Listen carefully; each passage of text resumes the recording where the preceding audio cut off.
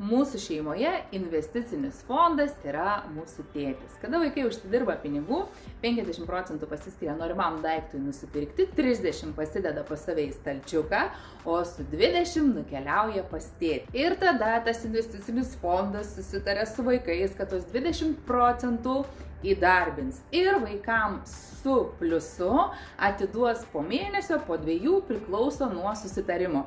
Ir vaikai laukia to mėnesio 2, kada atkeliaus pas tėtį investicinį fondą ir pasiims daugiau pinigų negu įdėjo. Ir ko tai mokina vaikus? Kad uždirbtus pinigus mes privalom skirstyti. Norint negyventi nuo algos iki algos, turim turėti visada santaupų ir kitą dalį įdarbinti. Ir mūsų vaikai žino, kad įdarbinti pinigai dauginasi.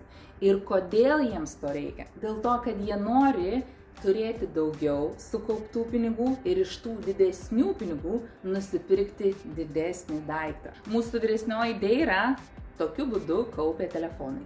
Mažylis Ardas savo dideliam automobiliui, o Indira kaupia ilgiausiai, nes nori užaugusi turėti savo fermą. Ir toks žaidimas kasdien su vaikais kuria finansinį raštingumą.